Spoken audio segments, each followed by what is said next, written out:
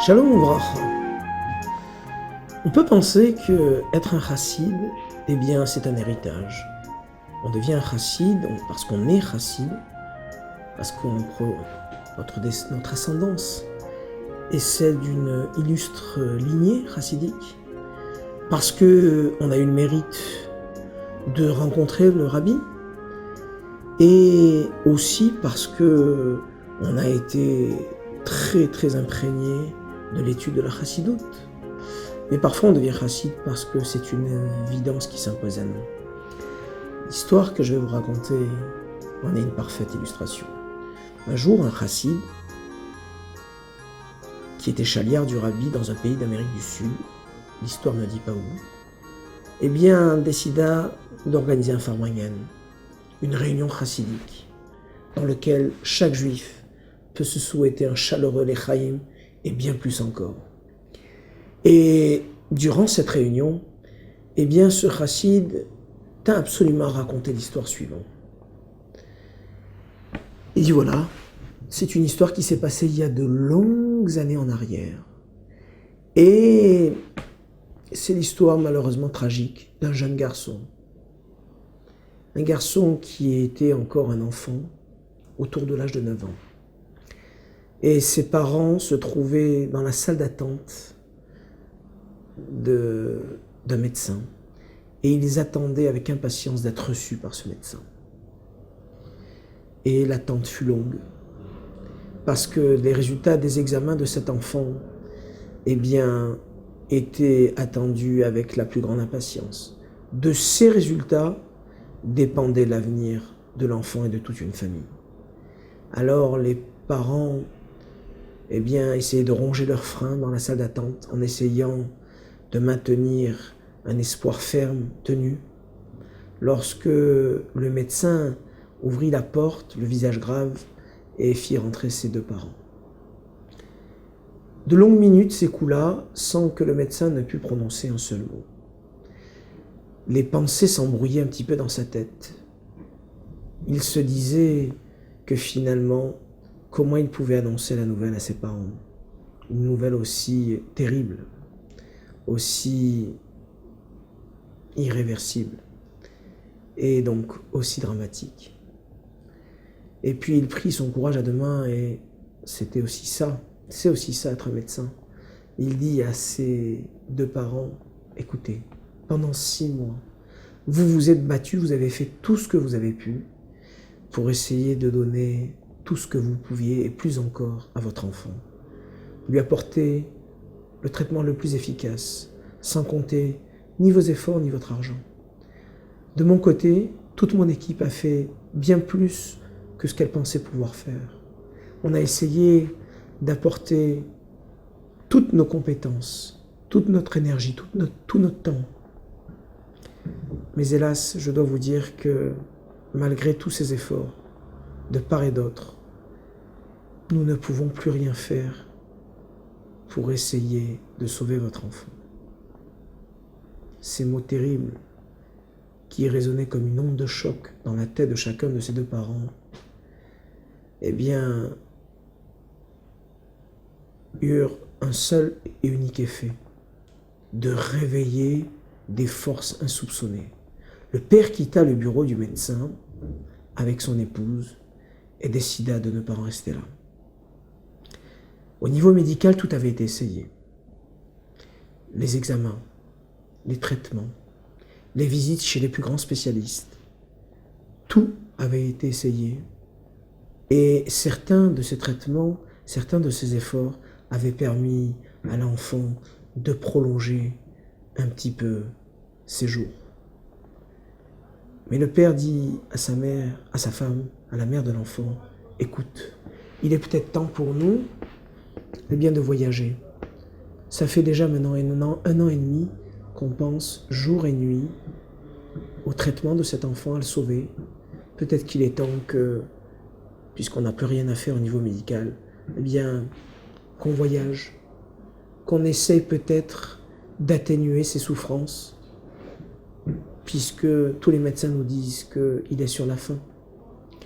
Le père décida de téléphoner d'abord aux médecins et de leur demander puisque notre enfant est fatigué, comment nous pouvons alléger sa fatigue et alléger sa peine? Les médecins dirent simplement aux parents qu'il suffisait d'arrêter le traitement, et l'arrêt du traitement allait un petit peu diminuer la fatigue de l'enfant. Le père donc décida avec la mère de faire un tour du monde avec cet enfant. Et ils décidèrent d'entreprendre un voyage en premier lieu à New York.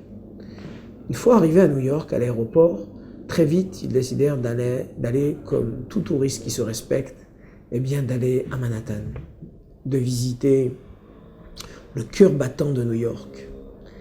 Et les parents et cet enfant eh bien, visitèrent toutes les données historiques de cet endroit, Times Square, l'Empire State Building, la 5e avenue. Et au bout de quelques jours, tout en ménageant bien sûr l'effort parce que l'enfant était très fatigué, au bout de quelques jours, eh bien, l'enfant dit au père, à un moment donné, quand il se promenait dans Manhattan, l'enfant dit au père, « Papa, regarde au loin, regarde là-bas ce qui se passe. » Et le père regarda avec l'enfant, essayait de comprendre, mais ne comprenait pas l'engin qu'il voyait. C'était un immense tank, sur lequel il y avait marqué « Mitzvah Tank ». Alors le fils demanda au père de s'approcher, et le père bien sûr accepta. Et quand ils approchèrent, eh bien un jeune chassid ouvrit la porte et les accueilla avec chaleur, bienveillance. « Bonjour messieurs, vous êtes de passage, vous êtes juifs ?» Et bien sûr que le père répondit qu'il était juif, et que l'enfant aussi, et il s'empressa même de dire qu'il était un très bon juif, puisque c'était un très bon donateur pour Israël dans sa communauté. Alors ce jeune chassid lui proposa de mettre les tefilines. Mais le père dit à ce jeune chassid, écoutez, ce sont des pratiques que je n'ai pas. Si vous voulez, je peux faire un chèque pour votre organisation. Je vois que vous avez l'air dévoué pour tout juif. Alors si vous voulez, je peux contribuer financièrement à votre action. Mais ce chassid ne se laissa pas impressionner, il n'était pas là pour ça du tout. Il était là simplement pour proposer à un juif de faire une mitzvah.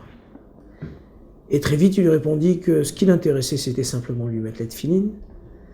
Il prit la précaution de s'assurer que le père ne l'avait pas déjà fait, ce que le père lui confirma, puisqu'il n'avait pas l'habitude. Et il insista, avec beaucoup de délicatesse, mais aussi avec beaucoup d'enthousiasme, d'une fermeté très joyeuse, dirons-nous. Et le fils, qui regardait le père, insista également. « Papa, je ne sais pas ce que c'est que des tefilines.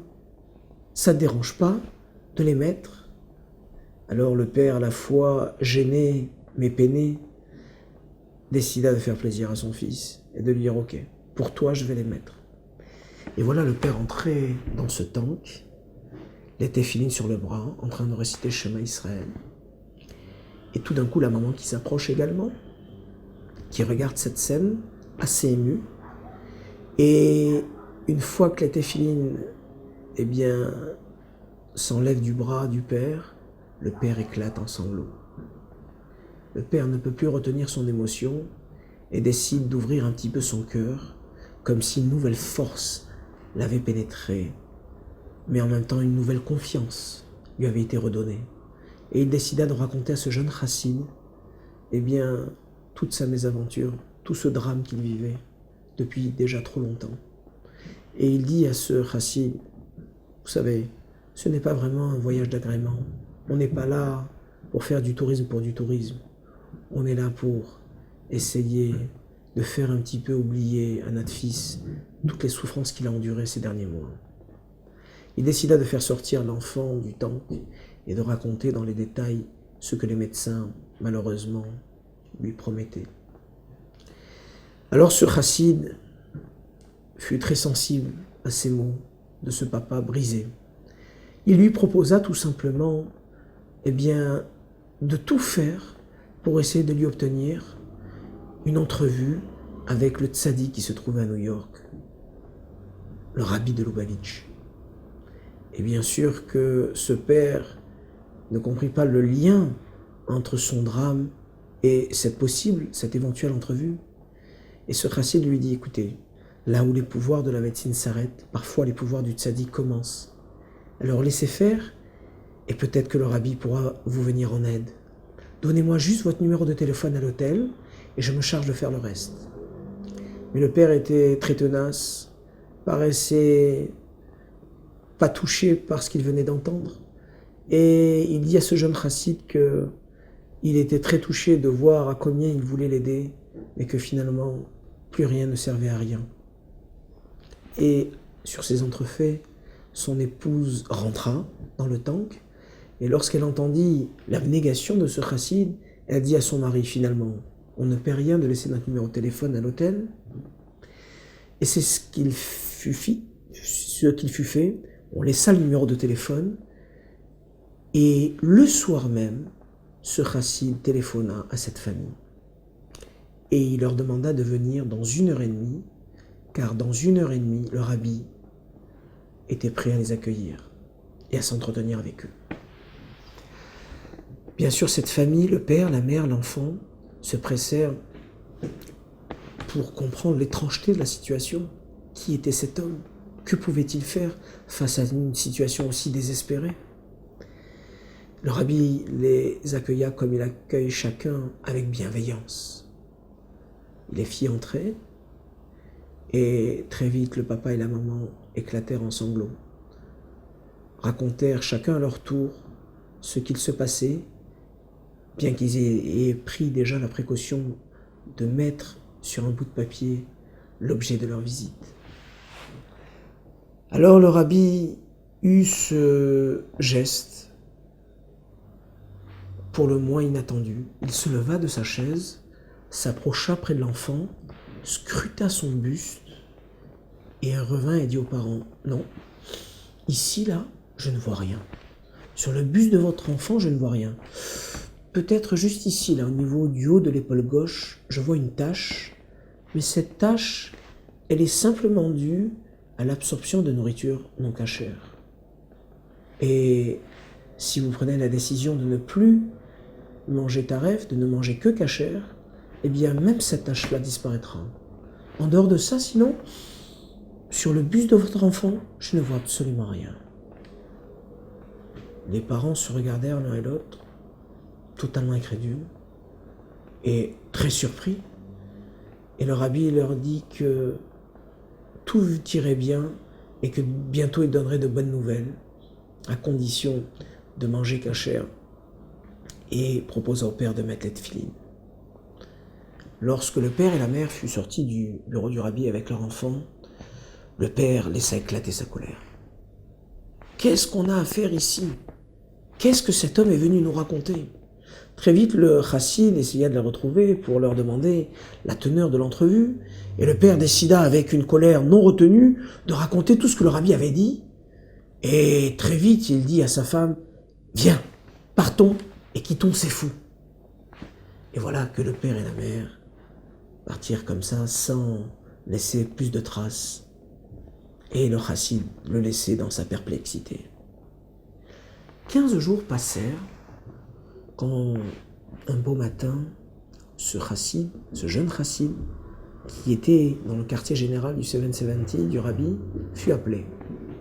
Et ce chassid arriva, et il ne savait pas qui l'appelait. Il sortit de là où il était, et il était en train de suivre l'homme qui venait le chercher, et il arriva très, très rapidement en face. Oh, fut grande sa surprise lorsqu'il se trouva en face de cet homme, de cette femme et de cet enfant qu'il avait quitté 15 jours auparavant. Et sa surprise fut d'autant plus grande qu'il trouva le papa et l'enfant avec une kippa sur la tête.